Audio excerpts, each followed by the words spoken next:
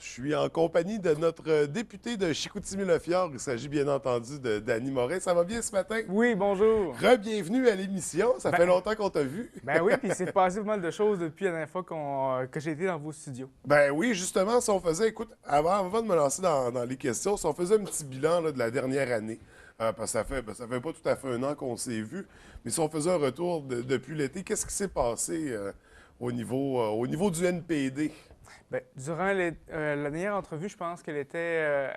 en juin dernier? oui, c'est Ouais. ça. Donc, j'ai passé tout mon été, justement, au centre-ville de la baie, probablement que plusieurs des gens à la maison m'ont vu cogner à leur porte. Je faisais juste la promotion des douanes avec la pétition pour qu'on ait des douanes à Mhm. l'aéroport de Bagotville. Donc, là, les gens de la baie m'ont tellement bien reçu dans leur maison la grande majorité là, croyaient au projet.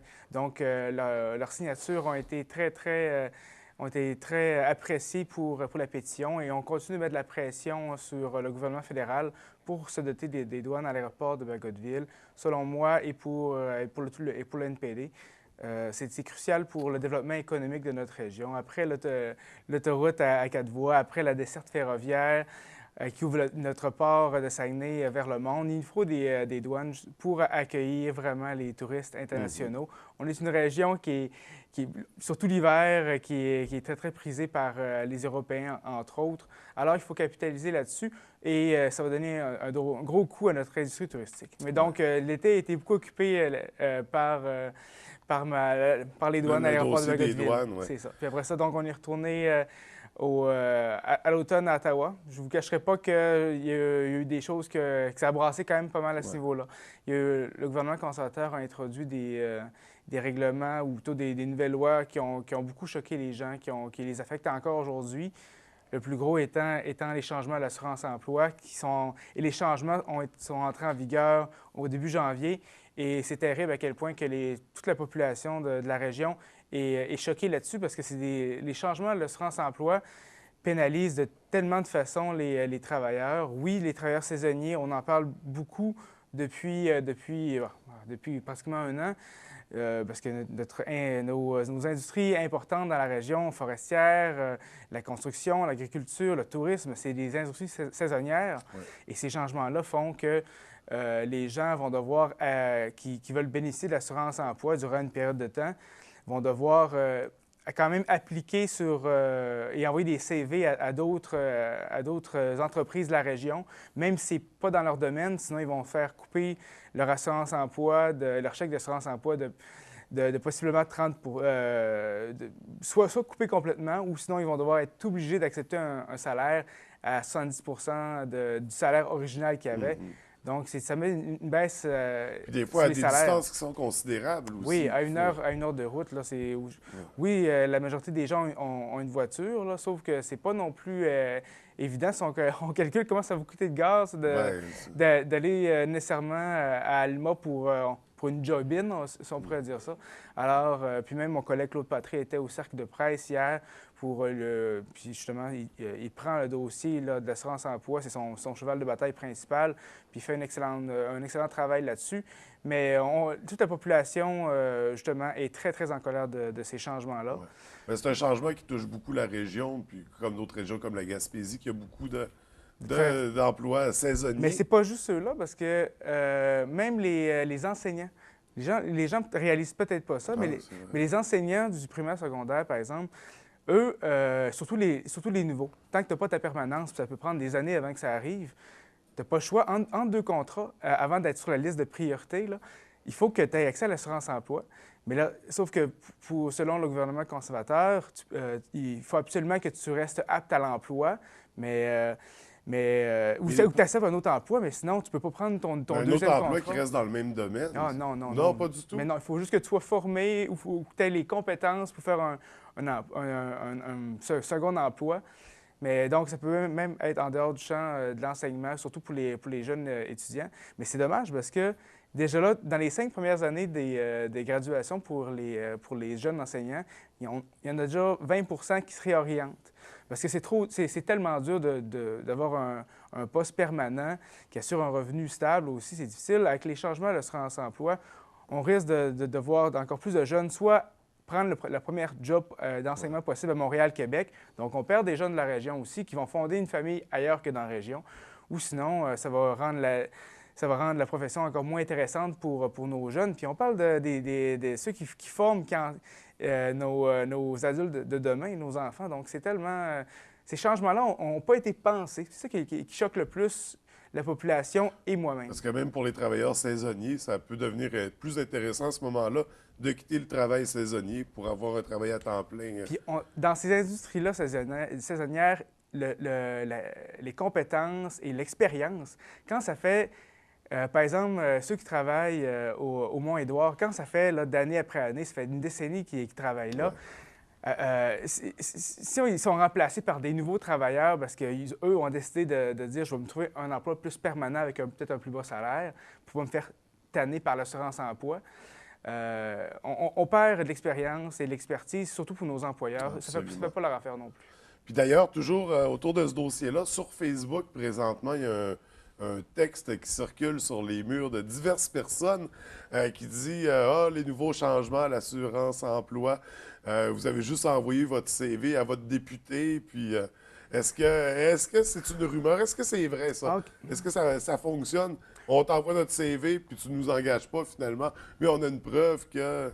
Non, mais ça, ce bout-là, cette lettre-là est vraie. Tantôt, on en parlait avant d'entrer en ondes, puis je pensais que tu faisais référence à la lettre par rapport aux nouveaux arrivants, aux réfugiés qui ont accès à plus d'argent, mais... OK, bon, on pourra en reparler après. On va régler cette lettre-là. Donc, oui, c'est vrai. Oui? OK. On pourrait dire la police de l'assurance-emploi, où est-ce que parmi les obligations, les gens doivent envoyer des CV à des PME, sinon ils sont pénalisés. Donc, ça va tellement rajouter de la paperasse pour nos entreprises. Et aussi, on s'entend que c'est ridicule. Si les gens qui ne sont pas sérieux dans leur démarche de postuler pour un emploi vont juste faire perdre le temps à nos entrepreneurs. Donc, rajouter une police d'assurance-emploi, c'est ridicule, ça rajoute de la paperasse et ça ne va pas développer l'économie ou jumeler davantage les emplois dans les secteurs qui sont plus criants de leur main-d'œuvre. Mais je veux savoir si tous les gens se mettent à t'envoyer leur CV. J'ai pas de job à donner. Non, justement, c'est raison de plus pour te l'envoyer. Mais je pense est-ce que ça risque de nuire au gouvernement au bout du compte ou ça va juste te nuire à toi? On a tellement un gouvernement qui est usé et ça fait 7 ans qu'il est au pouvoir. Et faire des choses amateurs comme ça, d'abord mettre toute une population là, canadienne là, en beau joie le vert, comme on pourrait dire, pour rester poli, et se mettre à dos là, les PME en voulant mettre plus de paperasse autour de ça.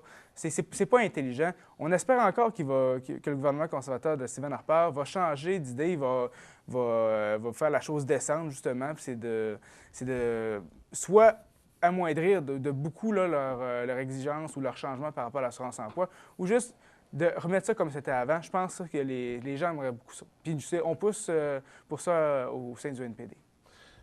On va passer à un prochain sujet parce que dernièrement, ben c'est ça, il y avait la motion contre l'intimidation que tu présentais qui a malheureusement été rejetée. T'en es où maintenant avec ce dossier-là? Est-ce que ça veut dire le dossier contre l'intimidation, on met ça de côté ou il y a encore des choses, des démarches que tu as entreprises depuis? Oui, bien, c'est sûr qu'à la mi-novembre, le vote a eu lieu sur ma stratégie nationale de prévention de l'intimidation. Malheureusement, les conservateurs, en grande majorité, ont voté contre la motion. J'ai quand même réussi à convaincre 5 conservateurs de voter en faveur et malheureusement, les membres du Bloc aussi ont décidé de voter contre. Ouais. C'est ça qui a été très, très dommage parce que... Mais les provinces font du bon travail pour prévenir l'intimidation dans les écoles. Les professeurs, les parents prennent leur rôle aussi dans l'équation, mais le gouvernement fédéral qui légifère en matière de télécommunication, donc de cyberintimidation, celle qui a lieu par Facebook, par message texte. On entend beaucoup parler ces temps-ci, il y a beaucoup de codes. Le gouvernement conservateur préfère laisser les choses aller, faire, mais nos jeunes qui subissent ce problème de cyberintimidation sont en crise. Il y en a plusieurs qui sont dépressifs, qui font de l'anxiété. qui ont une baisse d'estime de soi. Certains, malheureusement, vont jusqu'au suicide. Donc, pour moi, l'enjeu de la cyberintimidation qui prend un rôle de plus en plus proéminent au Canada, il faut absolument que ça s'arrête, ou du moins qu'on diminue l'intensité. Moi, je continue ma tournée pan-canadienne pour les jeunes, pour mettre de la pression sur le gouvernement conservateur. Oui, les conservateurs ont voté contre ma stratégie, mais je vais quand même travailler avec eux dans les coulisses pour quand même leur mettre de la pression. C'est sûr que je ne peux plus faire avoir... ils ont manqué une opportunité parfaite parce que un mois après le vote, il y avait le Sénat de la Chambre des communes, du Parlement plutôt, qui publiait un rapport sur la cyberintimidation. Et leur recommandation numéro 1, c'était d'avoir une stratégie nationale de prévention de l'intimidation. Donc, c'est très dommage, mais en même temps, on continue de... On se bat. Donc, est-ce qu'il faut s'attendre à ce que tu relances la motion? Oui, bien... Ou tu vas y avoir un temps mort? Mais présentement, il y a une pétition qui est sur mon site Internet pour lesjeunes.ca.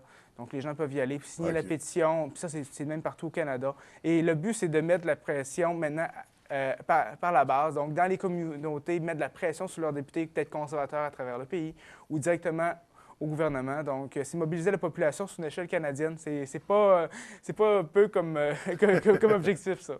Donc, le site qu'on a, c'est quoi le site?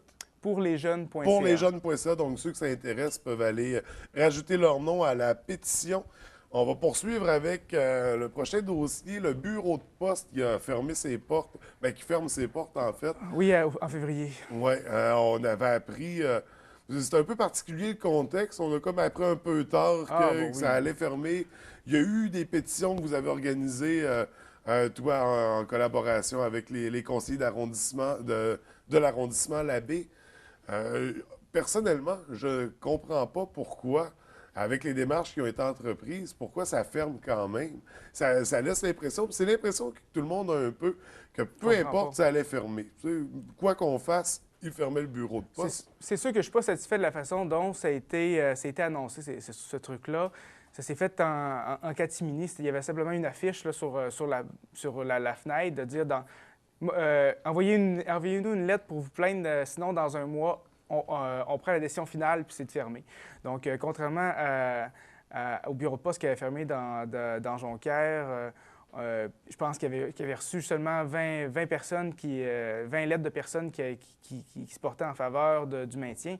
Nous, avec le président d'arrondissement, M. Simard, on a envoyé des lettres dans toutes les maisons pour informer les gens, parce que les gens ne savaient même pas que leur bureau de poste allait fermer.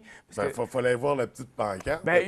Oui, puis il fallait que si tu rentres vite dans le bureau de poste, tu t'en rends même pas compte. C'est pas il y a déjà plein d'affiches, plein d'informations. Donc, on a contacté tous les gens dans les maisons. C'était important pour nous. Donc, on a utilisé la poste pour les contacter.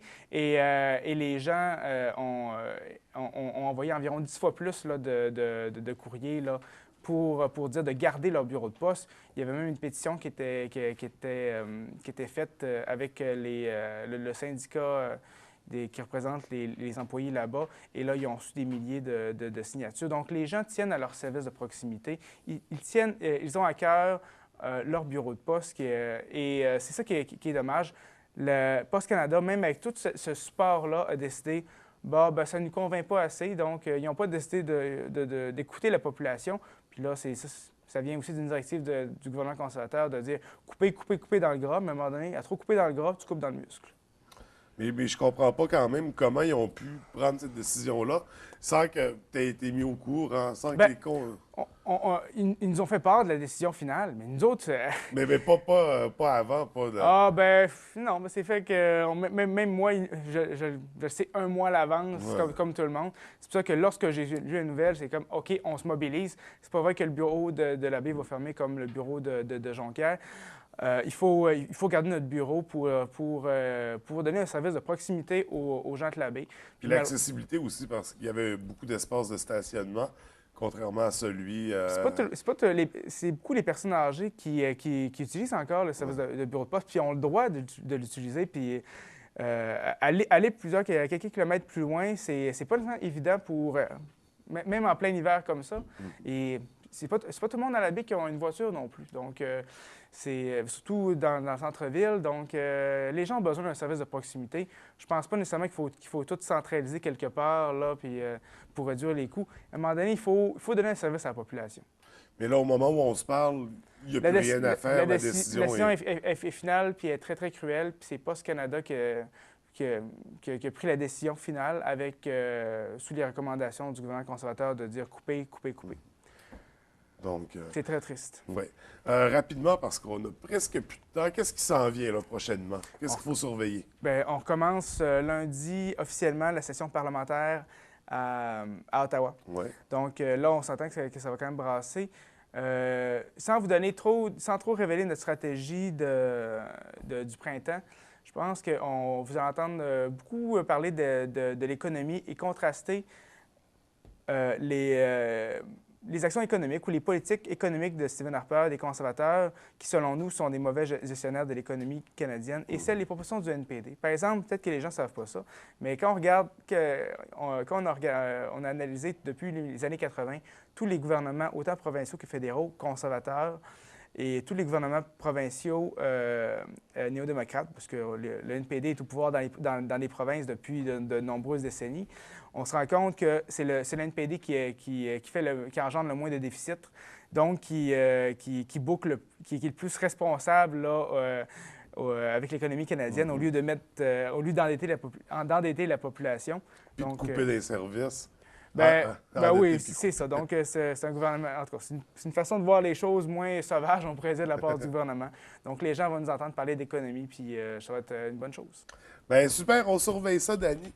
Merci beaucoup d'être venu. Je m'ennuie de vous autres. Ben oui, mais on va te réinviter. Ça faisait longtemps, on s'ennuyait aussi. On va trouver une solution. Ouais, merci, Salut, mon cher. À la prochaine.